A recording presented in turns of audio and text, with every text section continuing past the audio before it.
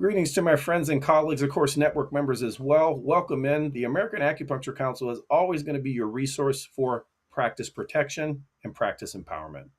Let's talk about what's been going on with me. I obviously deal with a lot of offices with continuing education and doing one on ones on the risk management of getting letters or other things that are asking for money back or saying you didn't do things right. So let's talk a little about risk management. Let's go to the slides. Specifically, this risk management, I want to speak on waiving fees. What I mean by that is what about deductibles or copays, monies that the patient owes? This is particularly important when you are out of network. Remember, when you're in network, when you have a write-off of a certain amount, that's fine because that's a contract. But when you're outside of network and realize there are some plans, I know on the East Coast, that will pay an acupuncturist probably $300 a visit. I love it.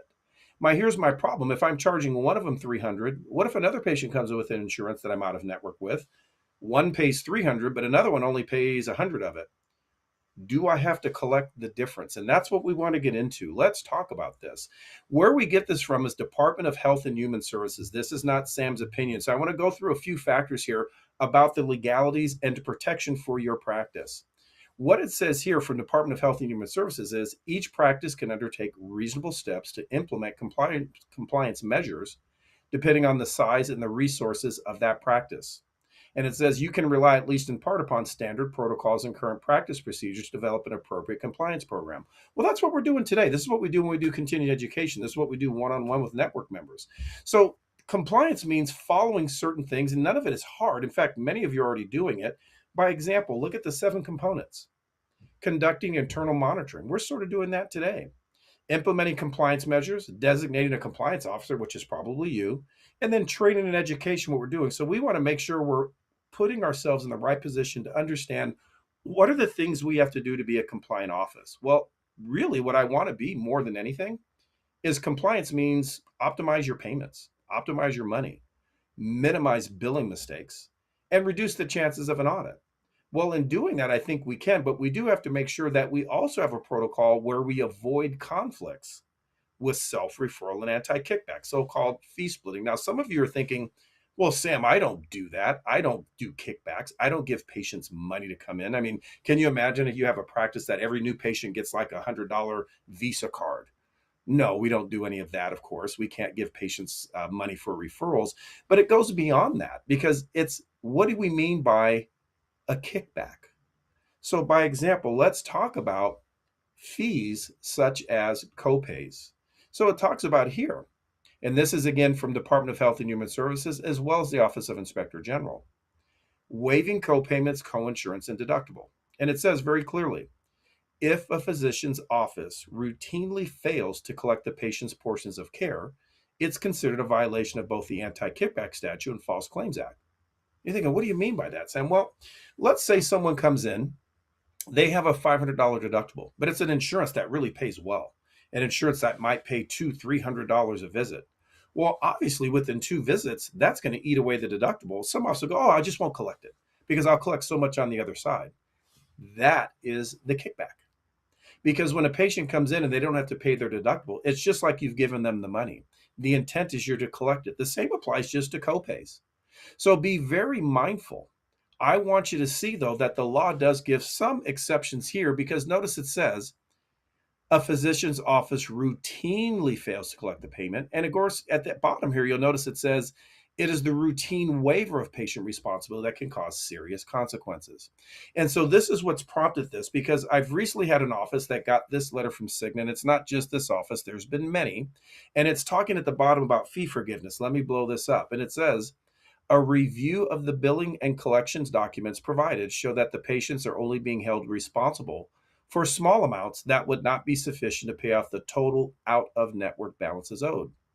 It says most patients have a payment plan, that's good, and or a financial hardship agreement on file, but there's no documentation to show how the financial hardship was determined. So notice, if there's a payment plan on file, that's fine. There's a payment plan. Maybe they're paying $50 a month, but show that they're making payments on it, not just writing it off. And notice they're saying the hardship, there's nothing on file. You want to be careful. You just don't want to grant a hardship by saying, okay, it's a hardship. You want something documenting so when someone questions it, because what's happening here is this is a particular plan that pays quite well. I mean, hundreds of dollars per visit. So it might be tempting by some. So I want to make sure if you're going to be waiving or doing a hardship, here's what we need to do. Define the criteria. This is not arbitrary. What do you qualify as a financial hardship? And realize there's some variations. There may be things depending on your area, your neighborhood, all of those things. How do patients apply for it? What documentation do you have on file? What is required? How are you approving the discounts? In other words, don't just make it's forever. There's a period of time. And that it's not just simply routine. Oh, everyone with this plan, because it's a high deductible, I waive it. No, maybe this is time to rethink. If you have a $500 per visit charge and some insurances pay it, I don't mind that. I like it. But here's the problem. If I charge one insurance $500, what do I charge another insurance for the same services? The same price. But what if insurance one pays the whole thing? Great. But what if insurance two only pays $100 of it? Well, if you bill $500, how much does the patient owe? $400. That is the waiver you have to be careful of. And maybe the fee's too high. Always be mindful. Don't set your fees off of the best paying insurance, nor the worst. Somewhere in the middle. In fact, I would argue, why don't people come up with a good fee that's a balance for what your charges are, meaning your office cost? And that's the fee. I don't care whether you use insurance or not. Now, I get it. Maybe you charge a few percent higher for insurance just because of the extra work. Okay. But otherwise, the fee's the fee. What I want is to make sure you've got something solid. What is your qualifying criteria? What is you set it on? Is it based on federal poverty level? And that varies from state to state. What is someone making? Now, you might think, oh my goodness, I don't want to ask someone that. Well, if they're asking for a discount and you're going to be the one put on, you know, some type of issue with an insurance, you want to make sure that you can qualify it. And maybe it's not just poverty level. What if someone just has a temporary loss of job? I mean, what if someone was a TSA agent? And it seems funny, but yeah, would that be one you probably would based on not getting a check? I think so. Or what about someone that is uninsured or underinsured?